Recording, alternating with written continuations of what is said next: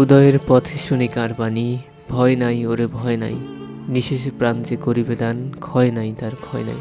তাদের নিশেষে আত্মত্যাগের স্মৃতি আজ স্মরণ করবে জাতি। আজ থেকে প্রায় ৫৪ বছর আগে বাঙালি তার শ্রেষ্ঠ সন্তানদেরকে হারিয়েছে ১৪ই ডিসেম্বরে। আজ হচ্ছে সেই দিন। তো আপনারা গুরুত্বপূর্ণ নামগুলো মনে রাখতে পারেন: মুনীর চৌধুরী, জহির রায়হান, আনোয়ার পাশা, আলতাফ মাহমুদ। এবং এই তালিকায় দুজন মেয়েকে দেখতে পাচ্ছেন, একজন হচ্ছে মেহেরুন্নেসা আর একজন হচ্ছে সেলিনা পারভিন। তো খুব কষ্ট হয় একটা ব্যাপার বলতে, যে স্বাধীনতার ৫৪ বছরে অনেক কিছুই বদলেছে, কিন্তু আমাদের ভাগ্য বদলায়নি। আমরা এখনও আমাদের গুরুত্বপূর্ণ রত্নগুলোকে আগলে রাখতে পারছি না। তো কেন ঘটেছিল এমন নৃশংস হত্যাকাণ্ড, তার মোড়ক তুলব আজ। আসসালামু আলাইকুম সবাইকে বিসিএস ফ্রন্টার্সের পক্ষ থেকে আজকের প্রথম আলোতে স্বাগতম। আজকের আলোচনায় গতকালকের এবং আজকের পত্রিকার গুরুত্বপূর্ণ তথ্যগুলি আসবে। তো যারা ভিডিওগুলো দেখছেন একটু লাইক করে যাবেন। ১৪ই ডিসেম্বর, এবং এই দিনটার আরেকটা গুরুত্বপূর্ণ তাৎপর্য হচ্ছে বীরশ্রেষ্ঠ মহিউদ্দিন জাহাঙ্গীর হচ্ছে এই দিনে শাহাদাত বরণ করেন। এবং তিনি যে জায়গায় মৃত্যুবরণ করেন সেই জায়গাটি হচ্ছে চাঁপাবনবাবগঞ্জের মহানদা নদীর দক্ষিণ তীরের রোয়াইনচর এলাকায়। তিনি পাকিস্তানি হানাদার বাহিনীর গুলিতে শহীদ হন। তো এই তথ্যটা আপনারা মনে রাখতে পারেন। এবং তিনি কত নং সেক্টরে হচ্ছে যুদ্ধ করেছিলেন একটু কমেন্ট সেকশনে জানিয়ে দেন। তো আমরা হচ্ছে আমাদের আজকের অভিমত বিশ্লেষণ কলামে চলে এসেছি। আপনারা দেখছেন যে এখানে একটা কলাম এসেছে, যে বুদ্ধিজীবী হত্যাকাণ্ড জেনোসাইড পরিকল্পনারই কৌশলগত অংশ। তো জেনোসাইড বলতে আসলে কী বোঝাচ্ছে?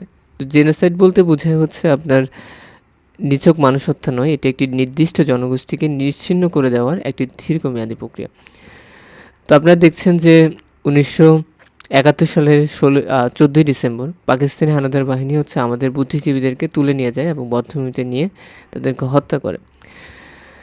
তো এর পেছনের মূল কারণ ছিল যে বুদ্ধিজীবীরা হচ্ছে আমাদের সমাজের মস্তিষ্ক হিসেবে কাজ করে। এখন আপনারা বুঝতে পারছেন যে মস্তিষ্ক আমাদের ব্রেনের, আমাদের বডির সবচেয়ে গুরুত্বপূর্ণ অর্গান, এবং এটি আমাদের পূর্ণ শরীরকে হচ্ছে নিয়ন্ত্রণ করে।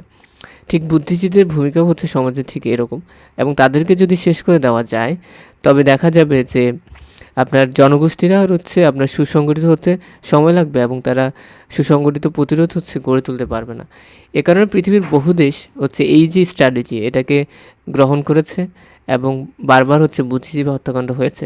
এখানে কিছু ঘটনার বিবরণ এসেছে। আপনারা দেখেন ১৯১৫ সালে হচ্ছে আর্মেনিয়ায় জেনোসাইডের ঘটনা ঘটেছে।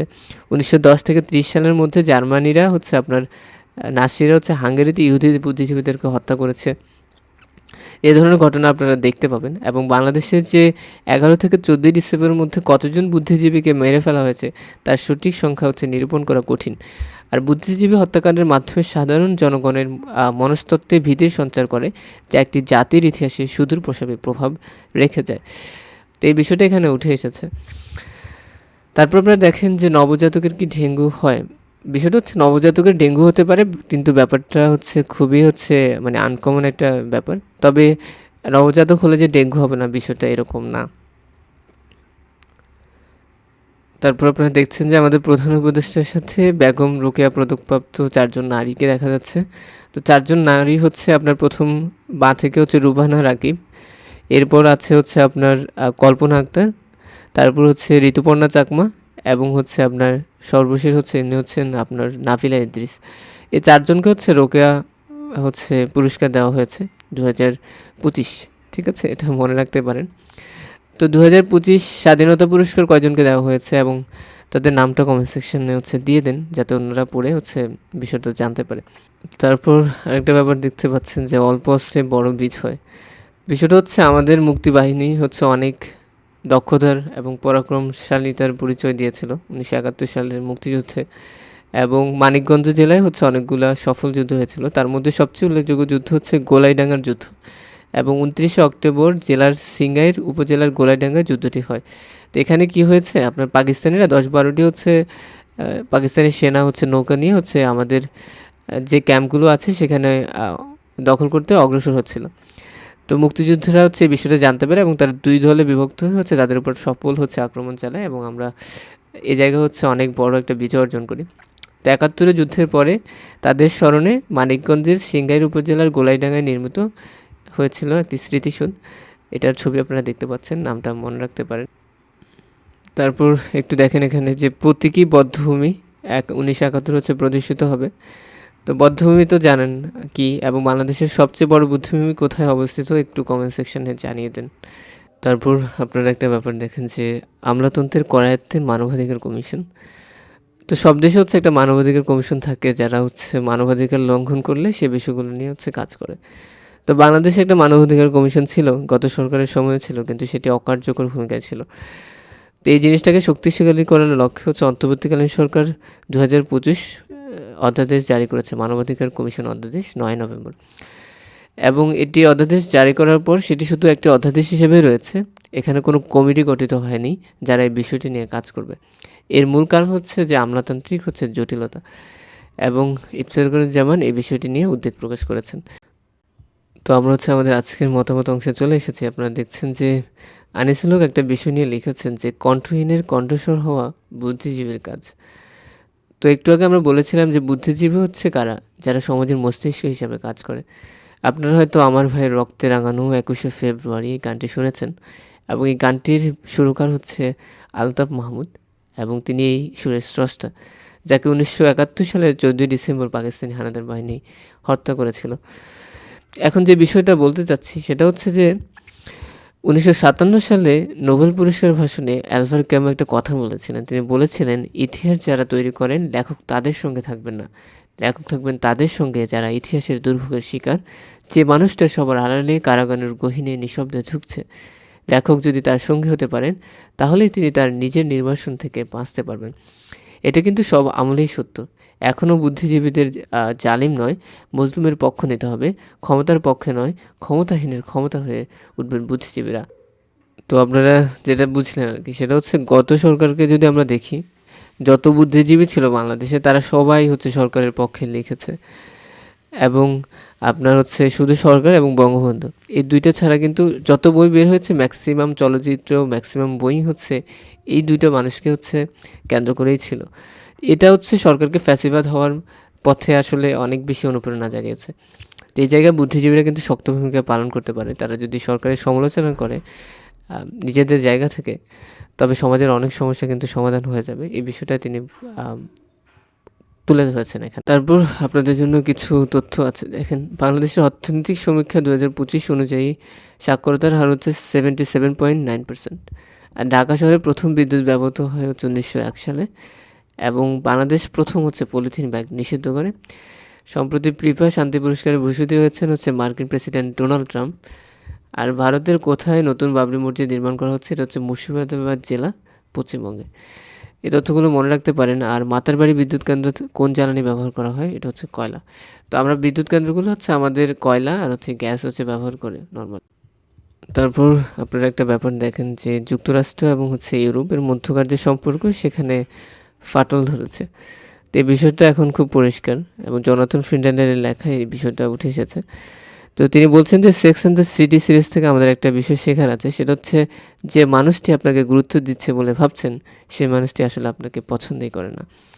এবং এই বিষয়টা এখন খুব পরিষ্কার ইউরোপের কাছে, এবং সেটা আরও পরিষ্কার হয়েছে এনএসএফের হচ্ছে নতুন যে 29 পিসের নথি, সেখানে দেখা যাচ্ছে যে যুক্তরাষ্ট্র হচ্ছে ইউরোপকে নিশানা করে আক্রমণাত্মক ভাষা ব্যবহার করছে, এবং এটি কিন্তু অন্য কোনো দেশের ক্ষেত্রে হয়নি, এবং এটি বারবার হচ্ছে। এবং বলছে যে যদি হচ্ছে ইউরোপ যদি নিজেদেরকে 20 বছরের কম সময়ে অচেনা করে তোলে, তাহলে যুক্তরাষ্ট্র হচ্ছে ইউরোপকে তার বর্তমান পথ সংশোধন করতে সাহায্য করবে। এবং যুক্তরাষ্ট্র ইউরোপের সরকার পরিবর্তনের লক্ষ্য নিয়ে, তো মার্কো রুবি রিসেন্টলি, আপনারা জানেন ন্যাটোর প্রধান, তিনি বলছেন রাশিয়া আবার ইউরোপে যুদ্ধ ফিরিয়ে এনেছে আর আমরা পরের লক্ষ্য।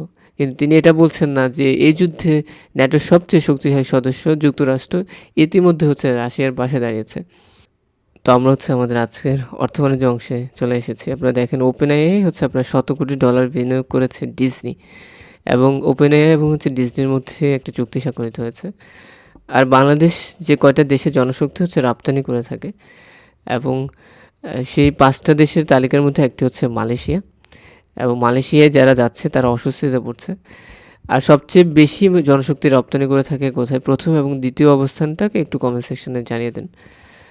ঠিক আছে, সৌদি আরবে সবচেয়ে বেশি জনশক্তি রপ্তানি করে থাকে, এবং দ্বিতীয় অবস্থানে কোন দেশটি আছে একটু কমেন্ট সেকশনে জানান। তারপর আপনারা দেখেন যে সোনার আউন্স $4,900 উঠবে। তো বিষয়টা হচ্ছে যে 2026 সালে হচ্ছে স্বর্ণের দাম হচ্ছে ঊর্ধ্বমুখী থাকবে, এবং আপনারা দেখেছেন হুট করে কিন্তু স্বর্ণের দাম অনেক বেড়ে গেছে, এবং এখন স্বর্ণ এবং হচ্ছে রূপা এই ২ জায়গায় যদি আপনারা ইনভেস্টমেন্ট করতে পারেন, তবে আমার মনে হচ্ছে যে ভবিষ্যতে এটার খুব ভালো একটা রিটার্ন আপনারা পাবেন। আর কাগজি মুদ্রার যে চিন্তাভাবনা, ব্যাংকে টাকা রেখে হচ্ছে টাকা করার যে চিন্তাভাবনা, এই জায়গা থেকে আপনাকে সরে আসতে হবে। কারণ এখন পৃথিবী কিন্তু ডিজিটাল কারেন্সির দিকে যাচ্ছে এবং আপনার যদি এআই যদি খুব বড় ধরনের কোনো রেভলিউশন নিয়ে আসতে পারে, তবে টাকার যে টাকা বা হচ্ছে কাগজি যে মুদ্রাগুলো, এগুলোর ব্যবহার অনেকাংশে হচ্ছে কমে যাবে। তো আমরা হচ্ছে আমাদের আজকের আন্তর্জাতিক অংশে চলে এসেছি। আপনারা দেখছেন যে আমি এখানে একটা ফিগারকে লিখছি যে learn to draw this map. বিষয়টা হচ্ছে বিভিন্ন ইস্যুতে বা বিভিন্ন পরীক্ষায় আপনার কিন্তু ইসরায়েল ফিলিস্তিন কনফ্লিক্ট নিয়ে হচ্ছে আসে। তো এই যে মানচিত্রটা, এটা অত্যন্ত গুরুত্বপূর্ণ। তারপর দেখেন যে কম্বোডিয়া এবং থাইল্যান্ডের মধ্যকার যে যুদ্ধবিরতি চুক্তি স্বাক্ষরিত হয়েছিল ট্রাম্পের মধ্যস্থতায়, সেটি এখন আর কার্যকর হচ্ছে না। রিসেন্টলি থাইল্যান্ড হচ্ছে কম্বোডিয়ায় হচ্ছে বোমা হামলা চালিয়ে যাচ্ছে। আর একটা বিষয় দেখেন, সেটা হচ্ছে যুক্তরাজ্যভিত্তিক সাংবাদিকতার পুরস্কার। এটি গাজার গার্ডিয়ান সাংবাদিকতার হাতে যাচ্ছে। তার নাম হচ্ছে মালাক তান্তিশ। ঠিক আছে, তো সেটা মনে রাখতে পারেন। তো আমরা হচ্ছে আমাদের আজকের আলোচনার সর্বশেষ অংশে চলে এসেছি। এরপর আমরা গতকালকের পত্রিকা থেকে সংক্ষিপ্তভাবে কিছু তথ্য নেব। তো হতাশ না হয়ে কপে যুক্ত থাকতে হবে। গতকালকে COP20 প্রত্যাশা প্রাপ্তি শীর্ষ গোলটেবিল আলোচনা হয়েছে এবং সেখানে একজন লোক বলেছে যে আপনি বলবেন আর সব কিছু হয়ে যাবে। কপে এরকম কিছু হয় না, ধারাবাহিকভাবে দর কষাকষির মধ্যে দিয়ে সফলতা আসবে।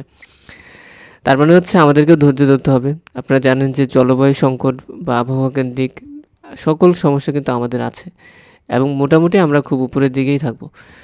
তো জলবায়ু সম্মেলন ক্ষতিগ্রস্ত দেশগুলোকে কাঙ্ক্ষিত ফল দিতে ব্যর্থ হচ্ছে এবং এটা সবার জন্যই প্রযোজ্য। এবং এই জায়গায় আমাদেরকে এখনও তৎপর থাকতে হবে এবং যারা অ্যারেঞ্জ করে তাদের সাথে যুক্ত থেকে কাজ করতে হবে। তো একটা বিষয় এসেছে যে ক্লাইমেট ফান্ড থেকে, গ্রিন ক্লাইমেট ফান্ড, যেটা হচ্ছে আপনার উন্নয়নশীল দেশগুলোকে উন্নত দেশগুলোকে দেওয়ার কথা, সে জায়গা থেকে টাকা আনতে প্রায় 9 বছর সময় লেগেছে। তো আরেকটা গুরুত্বপূর্ণ ব্যাপার হচ্ছে যে উন্নয়নশীল দেশগুলোর সাথে উন্নত বিশ্বের হচ্ছে যে দেশগুলো আছে তাদের যে সম্পর্কে যে আস্থার ঘাটতি, এটাও কিন্তু হচ্ছে কমে। তো ধন্যবাদ সবাইকে যারা ভিডিওগুলো দেখছেন। দেখেন আপনাদের জন্য কিছু ফ্রেজ আছে এখানে। ইন ব্ল্যাক হোয়াইট, এটার মানে হচ্ছে ইন রাইটিং, লিখিতভাবে। ঠিক আছে। ইন ডিপ ওয়াটার মানে হচ্ছে ইন গ্রেট ডিফিকাল্টিস, চরম সমস্যাগ্রস্ত। আর একটা দিচ্ছেন ইনস অ্যান্ড আউট মানে হচ্ছে ফুল ডিটেলস, খুঁটিনাটি সব। ইন দ্য ডার্ক মিনস হচ্ছে ইগনোরেন্ট। তো এগুলো মনে রাখতে পারেন। তারপর আমরা হচ্ছে শনিবারের প্রথম আলো থেকে কিছু গুরুত্বপূর্ণ তথ্য নেব। আপনারা দেখছেন যে ভারতীয় বিমান ঘাঁটিতে প্রশিক্ষণের জন্য একটি যুদ্ধবিমান দেখছেন ক্যাপ্টেন AK খন্দকার। তিনি আমাদের মুক্তিযুদ্ধের হচ্ছে ডেপুটি চিফ অফ স্টাফ হিসেবে কিন্তু ছিলেন।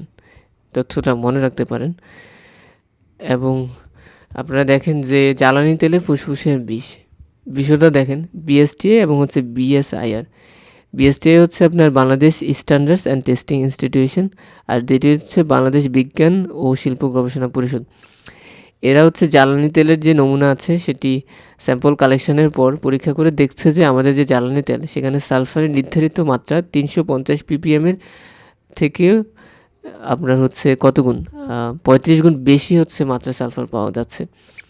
এবং এটা এক ধরনের বায়ু দূষণের জন্য হচ্ছে বড় কারণ হচ্ছে এই যে সালফার। এটা হচ্ছে একটা বিষ আমাদের ফুসফুসের জন্য। আর এই যে পৃথিবীতে ইউরোপ যে কান্ট্রিগুলোতে আছে সেখানে সালফারের গ্রহণযোগ্য মাত্রা হচ্ছে 10 ppm। তো গতকালকের অভিমত বিশ্লেষণ কলামে যে বিষয়টি উঠে এসেছে সেটা হচ্ছে অন্তর্বর্তীকালীন সরকারের আমলে মানবাধিকার নিয়ে প্রত্যাশা কি পূরণ হলো। তো প্রথম যে বিষয়টা আমি বলতে চাই সেটা হচ্ছে নভেম্বরের শুরুতে সরকার হচ্ছে 2025 মানবাধিকার কমিশন অধ্যাদেশ হচ্ছে জারি করেছে এবং জারি করার পরে একটা কমিটি গঠিত হওয়ার কথা ছিল যারা এই বিষয়টি নিয়ে কাজ করবে, কিন্তু এখনও সেই বিষয়টার কিন্তু সেই জিনিসটা আমাদের কাছে দৃশ্যমান না। এবং আপনারা দেখছেন যে নানা সমস্যা সৃষ্টি হয়েছে, নানা মব হয়েছে, তারপরে অনেক মানুষ কিন্তু হচ্ছে মারাও গিয়েছে। তো এই জায়গাগুলোতে সরকার পুরোপুরি ব্যর্থ এবং মানুষের যে মানবাধিকার, স্বাধীনতা থেকে শুরু করে যে নিরাপত্তা সরকারকে নিশ্চিত করার কথা, সেটি কিন্তু সরকার পুরোপুরি নিশ্চিত করতে পারেনি। তো এখন প্রশ্ন হচ্ছে যে আগামী দিনগুলোতে সরকার আসলে এই জায়গাগুলোতে কীভাবে কাজ করতে পারে, সেটি হচ্ছে দেখার বিষয়। তারপর আপনারা দেখেন যে ভেনেজুয়েলার জ্বালানি খাতে নজর হচ্ছে যুক্তরাষ্ট্রের এবং রিসেন্টলি হচ্ছে যুক্তরাষ্ট্র হচ্ছে একটা তেলবাহী হচ্ছে ট্যাঙ্কার জব্দ করেছে ভেনেজুয়েলার। তো এই বিষয়টি যখন হয়েছে তখন নিকোলা মাদুরো হচ্ছে এই বিষয়টি নিয়ে মন্তব্য করেছে এবং যুক্তরাষ্ট্র দেখতে পাচ্ছেন যে ভেনেজুয়েলার সরকার হচ্ছে মানে হচ্ছে ব্যবস্থায় পরিবর্তনের চেষ্টা করছে। তো যে বিষয়টা আমি বলতে চাচ্ছি সেটা হচ্ছে একটু কমেন্ট সেকশনে জানিয়ে দেন যে উত্তোলনযোগ্য তেল মজুদের শীর্ষ দেশ হচ্ছে কোনটি। আর যুক্তরাজ্যের ব্রিস্টল যে জাদুঘর থেকে আপনার 6 শতাধিক শিল্পকর্ম চুরি হয়েছে সম্প্রতি, এবং বুলগেরিয়ায় হচ্ছে আপনার সরকার পতন হয়েছে। তো আপনাদেরকে যে বিষয়টা জানতে হবে যে দানভাস ছাড়লে মুক্ত অর্থনৈতিক অঞ্চল পাবে হচ্ছে ইউক্রেন। তো 4 বছর থেকে আপনার ইউক্রেন রাশিয়া যুদ্ধ চলছে এবং ট্রাম্প অনেক চেষ্টা করছে যে যে কোনো ভাবেই হোক ভ্লাদিমির পুতিন এবং ভ্লাদিমির জেলেনস্কির মধ্যকার যে সংঘাত সেটা বন্ধ করতে হবে। এই নিয়ে হচ্ছে ২.৫ দফা একটি শান্তি পরিকল্পনা হয়েছিল এবং সেটি যখন হচ্ছে আপনার ইউক্রেনকে পাঠানো হয় তখন ইউক্রেন কিছু বিষয় আসলে একমত হতে পারেনি। এরপর অনেক মডিফিকেশন পর সেখানে হচ্ছে ২০ দফা শান্তি প্রস্তাব হচ্ছে নিয়ে আসা হয় এবং যে জিনিসটা আবার হচ্ছে রাশিয়া হচ্ছে গ্রহণ করেনি। তো রাশিয়া ইউক্রেন সমঝোতায় সবচেয়ে বড় বাধা হচ্ছে দানভাস অঞ্চল এবং দানভাস অঞ্চলের যেটুকু কিছুটা অংশ হচ্ছে আপনার ম্যাক্সিমাম জায়গা হচ্ছে রাশিয়ার নিয়ন্ত্রণে আর কিছুটা হচ্ছে ইউক্রেনের নিয়ন্ত্রণে আছে। তো এখন সেখানে হচ্ছে মুক্ত অর্থনৈতিক একটা অঞ্চল সৃষ্টি করার কথা বলা হচ্ছে। মুক্ত অর্থনৈতিক অঞ্চলটা কীরকম হবে? ওখান থেকে ইউক্রেন এবং হচ্ছে রাশিয়া ২ দলকেই হচ্ছে আপনার বাহিনী হচ্ছে কেউই হচ্ছে প্রবেশ করতে পারবে না। তবে এই অঞ্চল কে শাসন করবে তা এখন হচ্ছে বলা হয়নি। তো জেলেনস্কি বলেন যে যুদ্ধের অপরপক্ষ কেন উল্টো দিকে একদূরত্বে পিছিয়ে যাবে না। ট্রাম্পের শান্তি প্রস্তাবগুলো অনেক বড় বড় প্রশ্নের এখনও সুরাহা হয়নি। তো এই বিষয়টা চলছে এবং ট্রাম্প এখন খুবই বিরক্ত। মানে বলা যাচ্ছে যে এই বিষয়টা নিয়ে তিনি আর আলোচনাই করতে চান না। তারপর আপনারা দেখতে পাচ্ছেন যে অর্থ বাণিজ্য অংশে একটা বিষয় এসেছে, সেটা হচ্ছে বাইসাইকেল রপ্তানির সবচেয়ে বড় গন্তব্য হচ্ছে ইউরোপের দেশগুলো এবং শীর্ষ বাজার হচ্ছে জার্মানি।